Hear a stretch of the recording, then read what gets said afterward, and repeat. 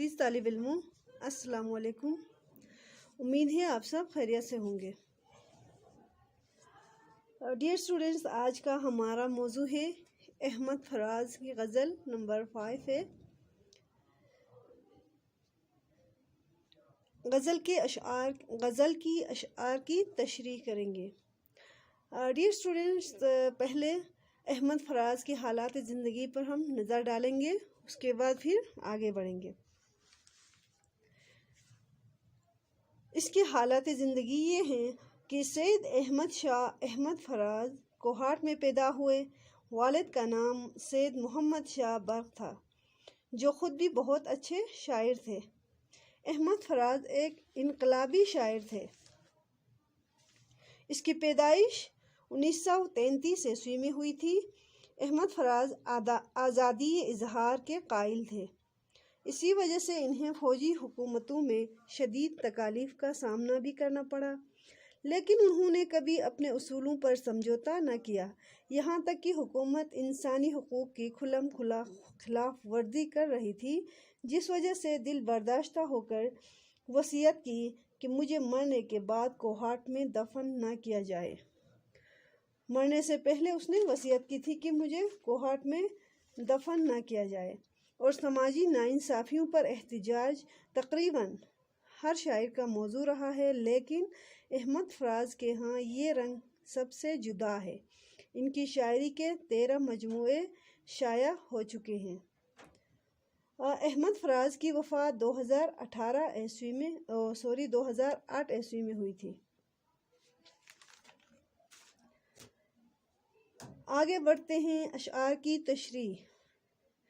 لب کشا لوگ ہیں سرکار کو کیا بولنا ہے، اب لہو بولے گا تلوار کو کیا بولنا ہے، اب لہو بولے گا تلوار کو کیا بولنا ہے۔ اس شعر میں شاعر احمد فراز کہتے ہیں کہ حاکم وقت نے جتنے ظلم و ستم ڈھانے تھے ڈھا چکا ہے، اب وقت آ گیا ہے کہ مظلوم لوگوں کا لہو ان سے حساب لے گا۔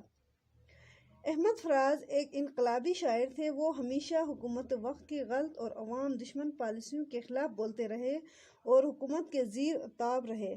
اس شعر میں شاعر احمد فراز کہتے ہیں کہ لوگ میرے خلاف بیان دینے کے لیے تیار ہیں۔ حکومت اور حاکم وقت کا کام اب آسان ہو گیا ہے۔ مجھے مجرم ثابت کرنے کے لیے اب انہیں زیادہ بولنے اور کچھ کرنے کی ضرورت نہیں۔ اب خون ہی گرے گا، اور اگر بولے گا تو خون ہی بولے گا اور اپنی صفائی پیش کرے گا۔ تلوار کو اجازت دے دی گئی ہے، وہ خون بہا سکتی ہے۔ مطلب یہ کہ مجھے مجرم ثابت کر دیا گیا ہے۔ ان کے ہاں ظالم حکمرانوں کے خلاف بغاوت کا جذبہ ملتا ہے، اس لیے اس شعر میں انہوں نے ظالم حکمرانوں کے مظالم سے تنگ آ کر انقلاب برپا کرنے والوں کی ترجمانی کی ہے۔ شعر نمبر 2 ہے۔ بکنے والوں میں جہاں ایک سے ایک آگے ہو، ایسے میلے میں خریدار کو کیا بولنا ہے، ایسے میلے میں خریدار کو کیا بولنا ہے۔ شاعر اس شعر میں ضمیر فروشوں اور وطن کا سودا کرنے والوں کی طرف اشارہ کرتا ہے کہ جب ملک میں اتنی بڑی تعداد میں اپنا ضمیر بیچنے والے موجود ہوں تو پھر ان کو کم سے کم داموں پر خریدنے والے تو بیچوں و چراغ کو خریدنے کے لیے تیار ہوتے ہیں۔ ڈیئر اسٹوڈنٹ، شاعر احمد فراز اس شعر میں کہتے ہیں کہ میرے خلاف بیان دینے کے لیے حاکم وقت نے کچھ افراد خریدنے کا ارادہ ظاہر کیا تھا، جس پر بے شمار لوگوں نے لبیک کہا اور آگے بڑھ بڑھ کر اپنی بولی لگائی۔ اگر بکنے والا اپنی خوشی سے اپنے آپ کو بکنے کے لیے خریدار کے سامنے پیش کرے تو خریدار کا کام بہت آسان ہو جاتا ہے اور خرید و فروخت میں بے ایمانی کرنے کے الزام سے بھی بری ہو جاتا ہے۔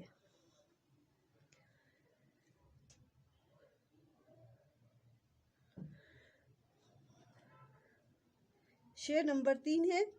لو چلے آئے عدالت میں گواہی دینے، مجھ کو معلوم ہے کس یار نے کیا بولنا ہے۔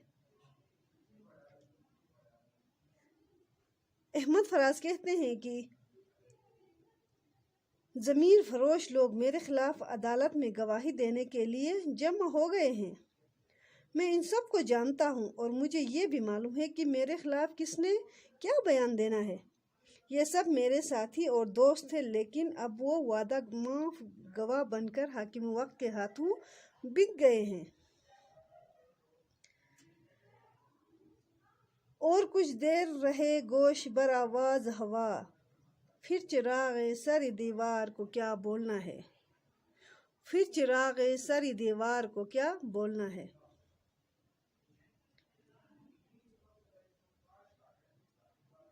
اس شعر میں شاعر اپنے لیے دیوار پر رکھے گئے چراغ کو بطور استعارہ استعمال کیا ہے اور یہ کہنا چاہتا ہے کہ میری مثال اس دیوار پر رکھے چراغ کی ہے جو پورے گھر کو روشن کرتا ہے۔ یعنی شاعر کو انقلابی سوچ نے پورے ماحول کو سرگرم عمل کر دیا، لیکن چونکہ ظالم حکمران اس کی آواز کو دبانا چاہتے تھے، اس لیے وہ کہتا ہے کہ میں تو چراغ کی طرح بجھ کر ختم ہونے والا ہوں، مگر میرا پیغام زندہ رہے گا۔ شاعر احمد فراز اپنے اس شعر میں کہتے ہیں کہ دیوار کے اوپر جو چراغ جل رہا ہے، اگر ہوا اپنی موجوں سے اسے بجھا دے اور اسے بولنے کی مہلت نہ دے تو اسے کیا پتہ چلے گا کہ چراغ کیا کہنا چاہتا ہے۔ اس لیے میں ہوا سے کہتا ہوں کہ کچھ دیر کے لیے اتنی تیزی دکھانے سے گریز کرے اور چراغ کا بیان بھی سنے کہ وہ کیا کہنا چاہتا ہے، پھر فیصلہ کرنا اس کا کام ہے، لیکن چراغ کو صفائی کا موقع دینا اس کا حق ہے۔ شعر نمبر 5 ہے، مجھ سے کیا پوچھتے ہو آخری خواہش میری، ایک گنہگار سردار کو کیا بولنا ہے۔ شاعر کہتا ہے کہ جب ظالم حکمران نے مجھے گنہگار ٹھہرا کر موت یعنی پھانسی کی سزا سنا دی ہے اور مجھے پھانسی پر چڑھانے سے پہلے اب میری آخری خواہش پوچھی جا رہی ہے، تو میں اپنی آخری خواہش کیا بتاؤں، جبکہ میں جانتا ہوں کہ میں بے گناہ ہوں۔ احمد فراز کہتے ہیں کہ پھانسی دینے سے پہلے مجرم سے اس کی آخری خواہش کے بارے میں پوچھا جاتا ہے تاکہ اگر ہو سکے تو پورا کیا جائے۔ احمد فراز کہتے ہیں کہ تم لوگ مجھ سے آخری خواہش کے بارے میں کیا پوچھتے ہو؟ جو شخص گنہگار ہو، پھانسی کے تختے پر کھڑا ہو اور کچھ ہی دیر بعد اس کی موت یقینی ہو، اس کی آخری خواہش کیا ہو سکتی ہے؟ جب دنیا میں اس کا وقت ہی ختم ہو چکا تو خواہش کیا معنی رکھتی ہے۔ شعر نمبر 6، خلقتی شہر بھی چپ شاہ کے فرمان کے بعد، اب کسی واقف اسرار کیا بولنا ہے۔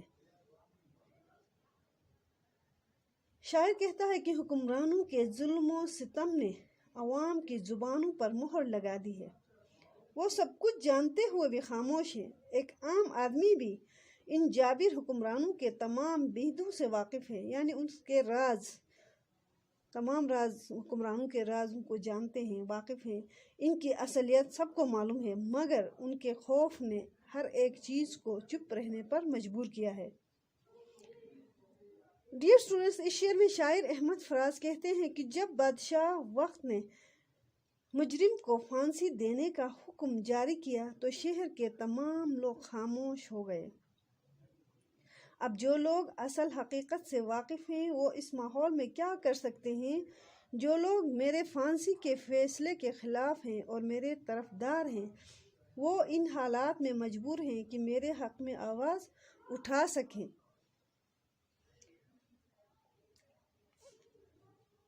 وہیں جانے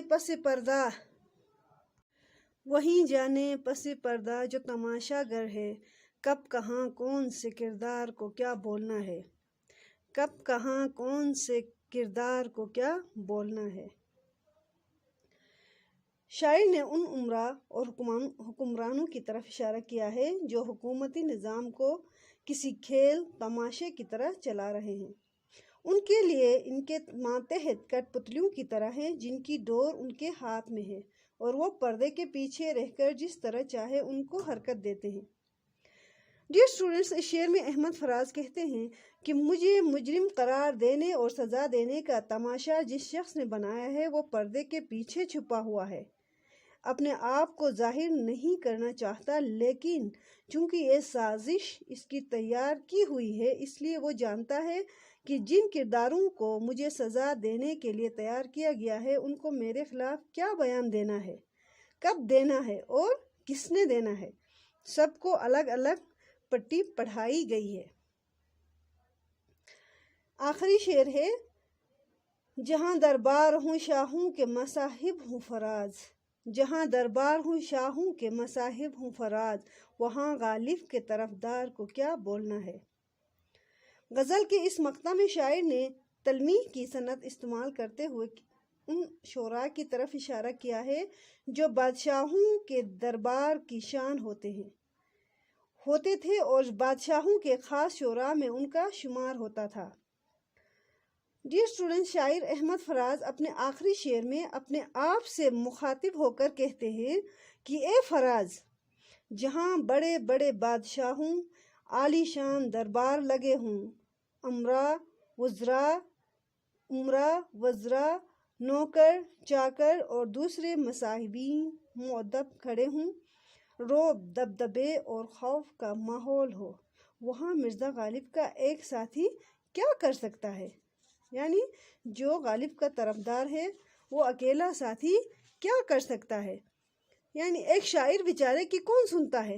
مرزا غالب جو مشہور غزل گو شاعر ہیں وہ بھی حکومت وقت کے زیر تاب رہے تھے اور بڑی مشکل سے اس کی جان چھوٹ گئی تھی۔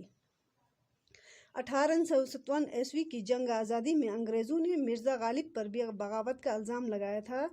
احمد فراز نے اپنے جرم اور اپنی حیثیت کی کیا خوب تشبیہ مرزا غالب سے دی ہے۔ اے عشق جنون پیشہ کتاب سے لی گئی ہے یہ کلام۔ عزیز طالب علموں، اس میں اگر آپ کچھ پوچھنا چاہیں، کچھ سمجھ نہیں آئی ہو تو آپ ضرور کمنٹ کر کے پوچھ سکتے ہیں۔ اس کے علاوہ آپ ضرور سبسکرائب، لائک، شیئر کریں، اس سے ہماری حوصلہ افزائی ہوتی ہے، آپ کی تعاون سے ہماری کامیابی ممکن ہے۔ عزیز طالب علموں، اسی کے ساتھ اپنا بہت سارا خیال رکھیے گا۔ اللہ آپ کا حامی و ناصر ہو۔ نیکسٹ ویڈیو میں ملیں گے، تب تک کے لیے اللہ نگہبان۔